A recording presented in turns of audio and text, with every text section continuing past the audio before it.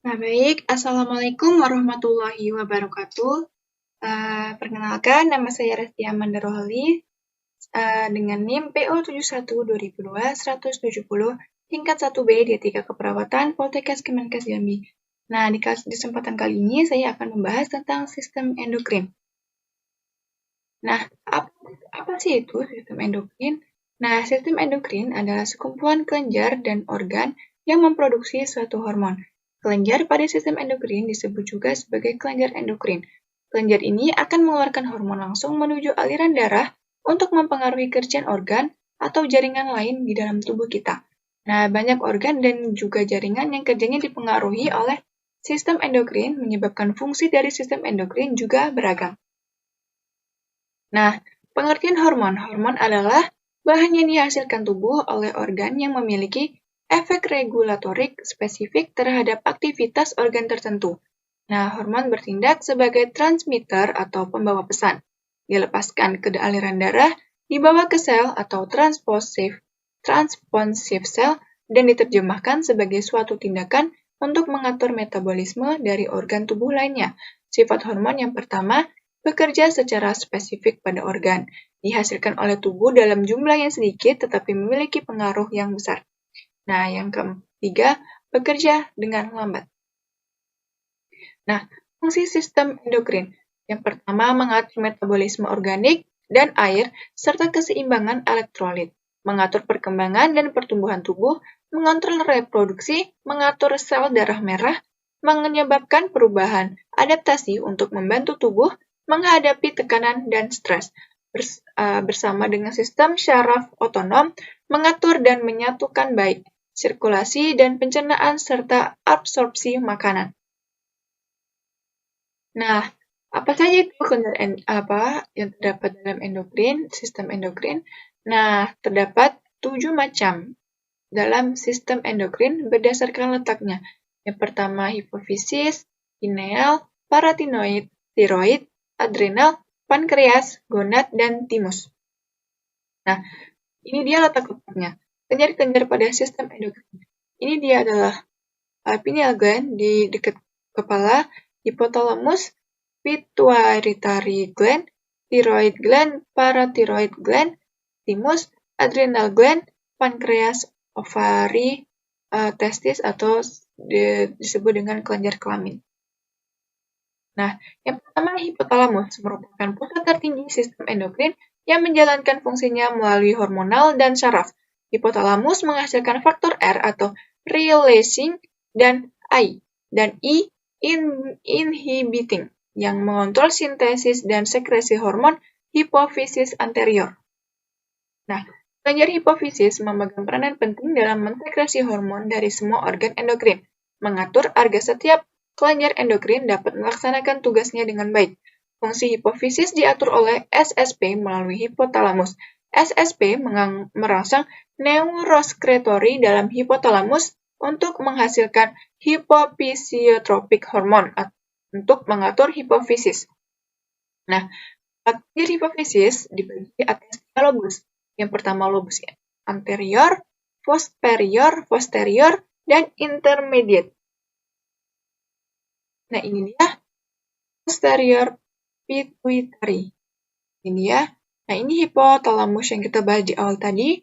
Nah, ini juga anterior pituitary. Ini ya bisa dilihat dengan jelas. Nah, untuk lobus anterior terdiri dari jaringan epitel kelenjar sehingga disebut juga adenohipofisis, membentuk hormon sendiri yang kemudian akan dibebaskan dalam darah. Nah, hipofisis anterior mengeluarkan 6 hormon peptida utama. Apa saja hormonnya? Yaitu hormon atau somatotropik, merangsang pertumbuhan tulang dan lemak serta meningkatkan sintesis protein. Nah, yang kedua ada thyroid stimulating hormone atau disingkat dengan TSH, yaitu mengendalikan kelenjar tiroid dalam menghasilkan hormon tiroksin, menstimulasi pembesaran tiroid, dan menambah uptake yodium. Yang ketiga, adrenocorticotropic hormone atau ACTH mengendalikan kelenjar adrenal untuk menghasilkan steroid di korteks adrenal. Yang keempat ada hormon gonadotropin luteinizing hormon atau LH, mengendalikan sekresi estrogen dan progesteron, serta mempengaruhi produksi testosteron dalam testis. Follicle Stimulating Hormone atau FSH, merangsang perkembangan follicle degrowth di ovarium dan pembentukan spermatozoa di testis. Nah, lobus anterior proplatin PRL atau disingkat PRL, merangsang perkembangan payudara dan produksi air susu pada wanita yang habis melahirkan. Nah, yang keenam, melanocyte stimulating atau hormon MSH, menyebabkan sel melanosit dalam jaringan kulit menghasilkan lebih banyak pigmen melanin. Nah, yang kedua yaitu lobus posterior, terdiri dari jaringan saraf sehingga disebut juga neurohipofisis. Secara fungsional dan anatomis, hipofisis posterior sebenarnya merupakan perpanjangan dari hipotalamus. Nah, hipofisis posterior sendiri tidak menghasilkan hormon apapun, hanya menyimpan dan setelah mendapatkan rangsangan yang sesuai akan mengeluarkan dua hormon peptida kecil, yaitu vasopressin atau ADH dan oksitosin. Nah, lobus posterior yang pertama yaitu vasopressin atau antideuteric hormone atau disingkat dengan ADH, meningkatkan reabsorpsi air oleh tubulus distal dan tubulus choledoductus ginjal sehingga menurunkan produksi urin. Yang kedua, oksitosin, merangsang pengeluaran ASI, kontraksi uterus pada saat persalinan. Nah, yang ketiga yaitu lobus intermediate, letak di antara lobus anterior dan posterior, menghasilkan endorfin yang mengendalikan reseptor rasa nyeri. Nah, yang kelenjar kedua yaitu kelenjar tiroid dan paratiroid. Ini dia kelenjar tiroid di sini, dan kelenjar paratiroid glands terdapat titik 2 seperti ini. Di belakangnya itu, ketika ini dibalik, maka muncullah ini bagian belakangnya. Ini dia tiroid. Sini di bagian dekat trakea ya. Nah, kelenjar tiroid terletak di bagian leher, bagian depan di samping kanan dan kiri trakea, melekat pada tulang laring, terdiri dari dua lobus, dextra dan sinistra, saling berhubungan. Hormon yang dikeluarkan oleh kelenjar tiroid, T3 triodotironin, T4 tetraidotironin, dan tirokalsitonin. Nah, kelenjar tiroid sendiri, bahan dasar pembentukan hormon adalah iodium yang diperoleh dari makanan dan minuman. Nah, jika asupan iodium kurang, maka akan menyebabkan pembesaran kelainan tiroid atau yang sering kita sebut dengan gondokan. Nah, fungsi kelenjar tiroid yaitu mempengaruhi pertumbuhan dan maturasi jaringan tubuh. Yang kedua, mengatur kecepatan metabolisme tubuh, menambah produksi panas dan penyimpanan energi pada konsentrasi hormon tiroid yang tinggi, mengatur penggunaan O2 dan pengeluaran CO2. Nah, yang ketiga yaitu kelenjar paratiroid, menempel pada bagian anterior dan posterior kedua lobus kelenjar tiroid. Fungsi kelenjar paratiroid yaitu mempercepat absorpsi kalsium di intestinum, mengontrol ekskresi kalsium dan fosfor oleh ginjal. Jika suplai kalsium berkurang, hormon paratiroid menstimulasi resorpsi tulang sehingga menambah kalsium dalam darah. Nah, ini dia kelenjar tiroid. Ini kelenjar tiroid. Nah, kelenjar paratiroid yaitu yang titik-titik berwarna kuning ini disebut dengan kelenjar paratiroid ya, jangan salah, jangan terbalik. Nah, yang kelenjar keempat yaitu kelenjar timus. Letaknya di bagian dekat thyroid gland, trakea, lalu timus ini dia menyerupai thyroid gland, hanya saja dia sedikit ke bawah.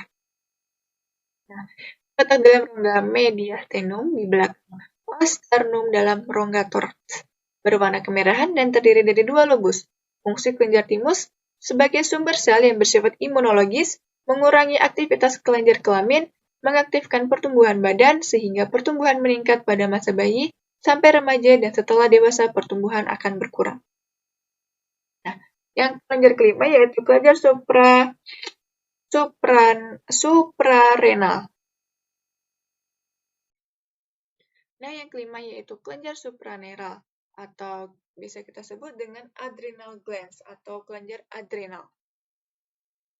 Nah, terletak di kutub atas ginjal sehingga disebut juga suprarenal. Terbagi menjadi dua lapisan, yaitu lapisan medula adrenal menghasilkan katekolamin dan korteks adrenal menghasilkan steroid. Nah, korteks adrenal dibagi menjadi bagian zona glomerulosa bagian luar menghasilkan aldosteron mineralokortikoid berfungsi meningkatkan ekstraksi ion kalsium di ginjal, meningkatkan retensi natrium Na di kelenjar keringat, dan saluran pencernaan. Yang kedua, korteks adrenal fasciculate lapisan tengah menghasilkan kortikosteroid, fungsinya meningkatkan kegiatan metabolisme, meningkatkan ambang neuron SSP, meningkatkan sekresi asam lambung, menurunkan daya tahan tubuh terhadap infeksi, menghambat pelepasan histamin dalam reaksi alergi, mengatasi shock anafilaktik dalam pemberian adrenalin. Nah, yang ketiga yaitu zona reticularis, menghasilkan androgen, tidak mempunyai efek maskulinasi yang berarti, dan estrogen tidak mempunyai efek feminisasi yang berarti. Nah, yang yaitu selanjutnya medula adrenal berfungsi sebagai bagian dari sistem saraf otonom menghasilkan hormon epinefrin dan norepinefrin. Dapat juga melepaskan adrenalin dan noradrenalin. Fungsinya yaitu meningkatkan denyut jantung, menambah tekanan darah, mempercepat pernapasan, serta meningkatkan produksi gula darah di dalam hati. Nah, kelenjar yang keenam yaitu kelenjar pankreas yang sebelumnya kita sudah bahas juga di sistem pencernaan. Ini dia yang berwarna kuning, ini adalah pankreas yang melintang dari dekat dengan usus 2 denum atau usus 12 jari melintang ke dekat ginjal. Nah, kelenjar pankreas terletak dalam rongga abdomen bagian atas horizontal dari duodenum. Jaringan utama pankreas terdiri atas sel asini menghasilkan enzim pencerna, 2 pulau Langerhans terdiri dari sel alfa, beta, dan delta. Nah, kelenjar pankreas. Sel alfa menghasilkan glukagon yang berfungsi meningkatkan kadar glukosa dalam darah dengan cara memobilisasi glukosa, asam lemak, dan asam amino dari tempat cadangannya ke dalam darah. Sel beta mensekresi insulin yang berfungsi menurunkan kadar gula dalam darah dengan cara meningkatkan simpanan glukosa dalam hati. Nah, sel gamma mensekresi somatostatin yang berpengaruh menekan GH, pengosongan lambung, sekresi asam lambung, dan kontraksi bladder. Yang ketujuh yaitu kelenjar testis atau kelenjar kelamin. Terletak di bagian interstitial testis. Kelenjar ini dibentuk oleh sel-sel Leydig dan menghasilkan hormon relaksin dan testosteron. Hormon relaksin berperan dalam mengatur relaksi otot-otot yang berkaitan dengan sifat kelamin. Nah, hormon testosteron berperan penting dalam pengaturan pembentukan sperma dan ciri kelamin sekunder pria. Nah, tiga macam sel di testis yaitu spermatogonia atau spermatozoa, Leydig atau testosteron disingkat dengan LH sama dengan LH, Sertoli atau ABP atau FSH. Nah, kelenjar pada wanita yaitu kelenjar ovarium menghasilkan dua macam hormon yaitu hormon estrogen, hormon-hormon folikuler dihasilkan oleh foliker di graf, dan kedua, hormon progesteron atau corpus luteum. Nah, hormon estrogen berperan penting dalam mengatur siklus menstruasi dan mengatur sistem reproduksi. Hormon progesteron berperan penting dalam mengatur siklus menstruasi, perkembangan ovum, dan ciri kelamin sekunder wanita. Nah, hormon estrogen berperan penting dalam mengatur siklus menstruasi dan mengatur sistem reproduksi. Nah, sekian itulah sistem endokrin yang bisa saya sampaikan. Semoga saja para kalian yang melihat video ini bisa mengerti apa yang saya sampaikan.